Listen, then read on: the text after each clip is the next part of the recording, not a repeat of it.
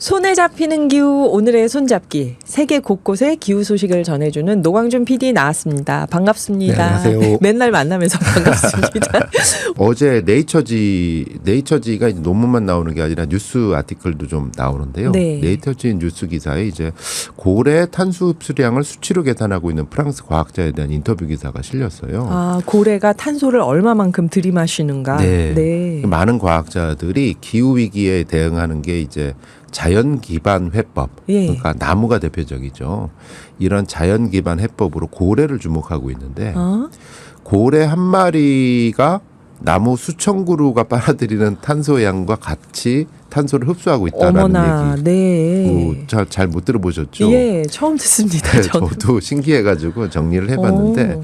5가지 이유가 있어요. 네. 우선 수명이 길어요, 고래가. 아, 그러니까 거북이만 수명이 긴 게 아니라 대왕고래가 100년을 넘게 산대요. 네. 그리고 북극고래는 250년을 산대요. 우리가 안 잡으면 이렇게 오래 사는 거예요, 예. 고래가. 이렇게 오래 살면서 일생 동안 수십 톤의 탄소를 아하. 흡수하는데 아. 이 몸체가 크잖아요. 그렇죠. 몸속 조직 곳곳에 탄소를 저장해 놓는 거죠. 그렇죠. 아, 그래서. 예, 마리당 뭐 33톤 정도를 흡수 격리한다라고 하는데 네. 이게 나무 수천 그루를 심는 효과하고 똑같다 그럽니다. 똑같으니까. 고래 한 마리가.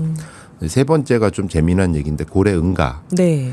이게 비료래요. 바다의 비료. 아하. 이게 그 고래 덩치가 크니까 네. 응가의 양도 많지 예, 않겠습니까? 그러면 식물성 플랑크톤이 이거를 먹고 번성하게 된대요. 아, 이게 또 비료가 되는구나. 예. 거름. 그러니까 식물성 네. 플랑크톤 하면은 얘들이 광합성을 하니까 네네. 탄소를 마구 빨아들이잖아요. 그러니까 또. 예, 블루카본인데 음. 얘들이 잘 자라게 하는 비료를 준다. 예. 그리고 이게 식물성 플랑크톤을 잡아먹는 게 동물성 플랑크톤인데 네네. 얘들이 바다 밑으로 가라앉는데요. 네. 그러니까 보통 그 해양 다큐 뭐 동물의 왕국 이런 거 보면 네. 마치 눈처럼 뭐가 이렇게 가라앉는 거 보이시죠? 바다에서. 네네. 요게 얘들이래요. 식물성 플랑크톤이요? 예, 식물성 아, 플랑크톤이 네네. 동물성 플랑크톤으로 잡아먹히고 얘들이 눈처럼 바닥에 쌓여서 이게 탄소 덩어리가 이제 저장이 된다는 거예요. 네 번째는 고래 하면은 또 다른 물고기하고 다른 거 아시잖아요. 오고 가는 그 예. 진폭이 크죠. 얘들은 호흡을 또 해줘야 되잖아요. 네. 가끔씩. 포유류잖아요. 예, 네. 그래서 깊은 바다에서 뭔가를 먹고 수면을 오가면서 수직 운동을 한다는 거죠. 수직 운동을 하면서 식물 플랑크톤을 활성화하는데 이게 고래 펌프라고 합니다. 그렇구나. 네. 그리고 마지막 가장 중요한 것 같은데요. 죽을 때마저도 수십 톤의 탄소를 몸에 품은 채 해저에 가라앉아서 죽는다. 아, 그래서 해저에 가라앉으니까 수백 년 동안 이 탄소가 격리가 돼서 빠져나오질 않는다. 어유 이렇게 귀한 고래였구나. 네. 네. 그래서 이 과학자 인터뷰를 보면 그래서 이 사람들은 프랑스 과학자들은 이 고래가 과연 탄소를 일생 동안 어느 정도 빨아들여서 격리를 하느냐라는 네. 것만 수치 모델로 이제 계산을 했대요. 네네. 근데 인간의 포경이 시작되기 전에는 연간 한 40만 톤의 탄소를 격리했대요. 고래들이.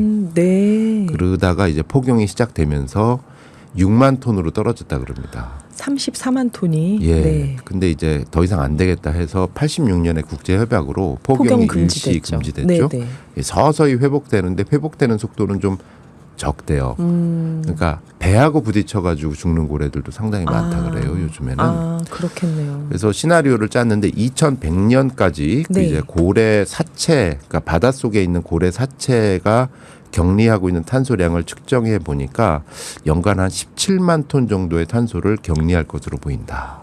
이러면 포경을 금지해야 될 이유가 정말 절실해지네요. 네. 아. 그리고 또 한 가지는 이 연구자들은 사실은 17만 톤 갖고 뭐 지구를 어떻게 회복하기는 힘들잖아요. 인간이 네. 배출하는 탄소량이 워낙 많으니까. 네. 그래서 고래의 먹잇감인 크릴새우, 남극 크릴새우 얘들을 또 어떻게 보호해가지고 고래가 잘 자라게 할 건가. 요거를 또 연구하고 있다고 합니다. 그래요. 근데 고래를 또 포경을 업으로 삼는 분들 때문에 완전히 금지는 어렵다 하는데 어쨌든 그래도 크릴새우도 키우고 그 부분도 이제 크릴새우도 사실은 또 인간이 요즘은 우리가 먹잖아요. 예. 우리가. 그래서 좀 부딪히는 덜 부분이 먹어야 돼요, 많아요.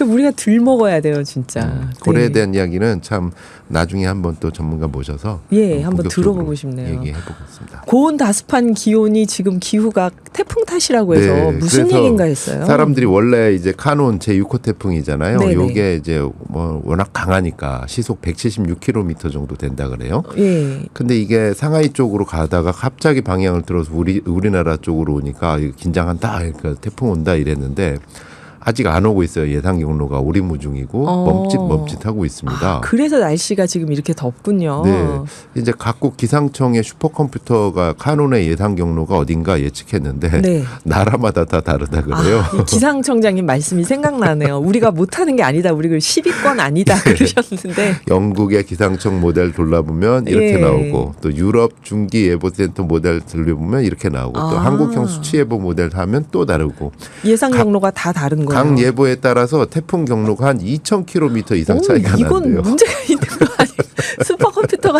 더위를 먹은 건가요? 네. 태풍이 아마 보니까 그 이유가 이제 대만 북동쪽 동중국해 인근에 왔는데 네. 여기서 이제 앞에서 이제 그 북진을 하던 중에 네. 이제 마주 보고 건조한 북풍에 가로막힌 겁니다. 아. 그래서 오도 가도 못 하는데 제5호 태풍 독수리였잖아요. 네네. 이게 또 필리핀하고 중국을 강타했잖아요. 네네.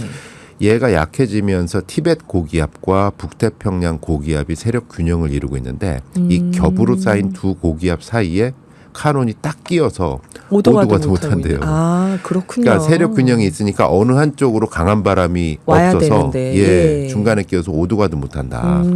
이렇게 되니까 오히려 태풍 에너지가 엄청나잖아요. 네네. 습한 수증기가 한반도 쪽으로 그러니까 우리 비바람이 와야 되는데 예. 습한 수증기만 오고 있습니다. 예, 이러다 보니까 한반도로 이제 5일, 6일 그러니까 주말 끼고 뜨거운 수증기를 추가로 계속 더 내보낼 것으로 예상되기 계속 때문에 더 더워지겠네요. 예, 네. 기상청 예보에 따르면 11일까지는 네. 전국의 아침 기온이 24도에서 28도, 낮 기온이 29도에서 36도의 무더위가 이어질 것 같다. 근데 지금 아침 기온 28도여도 서늘한 느낌이에요. 낮에 하도 더우니까. 그렇죠. 예, 가끔씩 보면은 이제 저기 하와이하고 몇 도 차이가 안 나더라고요. 하와이 한낮 온도하고. 아. 예, 그렇습니다. 그런데 이제 그 제주 해상 중심으로 해서 거센 풍랑과 너울이 일 것으로 전망되는데 네. 그 과연 이 이상한 태풍 카눈이 어떻게 될 거냐 사실은 주말 정도 예보를 좀 보셔야 될 것 같아요. 네. 예. 이제는 태풍도 예측 불허네요. 네.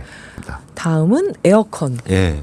그러니까 어제 YTN 보도가 눈에 띄는데요. 이제 슬기로운 에어컨 사용법 많이들 알고 계시고 자발적으로 하시겠지만 그 지식 확인 차원에서 짧게 전해드리면 네. 이 에어컨이 처음 가동될 때 많은 전력이 소모되는 거 아시죠? 그러니까 이왕지사 틀 때는 큰 맘 처음에 먹고 세게 틀어라. 세게 튼다. 아, 예. 네. 세게 튼 다음에 천천히 실내 온도를 낮추고 시원해졌을 때 그때 이제 26도, 28도를 올려야지. 아낀다고 해가지고 처음부터 27도, 8도 이렇게 하면 가면은 오히려 계속 도는 거죠, 예, 밖에서. 예, 예. 아, 네. 그리고 이제 에어컨 종류에 따라서 두 가지로 구분이 되는데요. 네. 이 우리 집에 있는 에어컨이 만약 요즘 산 거다. 그래서 소비 전력 정보도 붙어 있고 에너지 등급 효율도 적혀 있다. 네. 이게 인버터형 에어컨일 확률이 높은데요. 이러면은 공연히 껐다 켰다 하는 것보다는 그냥 켜두는 게 전기를 덜 사용한다고 합니다. 네. 이 희망 온도에 이르면은 실외기가 알아서 절전 운동을 하는데 만약 10년 이상 된 구형이다. 이렇게 되면 이제 집이 시원하면 끄는 게 좋다. 아, 이게 끄지 말라가 다 똑같은 게 아니라 인버터하고 구형이 이게 다르구나. 예, 인버터냐 정속형이냐 네. 이거에 따라서 이제 조절하는 방식이 다르고 그다음에 뭐 에어컨 필터를 청소하는 것도 냉방 효율을 높이고 또 실외기 주변을 말끔히 정리하면 이게 공기 배출이 원활하지 않으면 전력 사용량이 는다 그래요. 네. 그래서 이 부분 또 여름철 화재 위험도 있기 때문에 실외기 주변 한번 말끔히 정리하시는 것도 그 좋습니다. 실외기 위에 막 뭐 얹어 놓는 분들 많잖아요. 예, 그렇구나. 그렇다고 합니다, 여러분.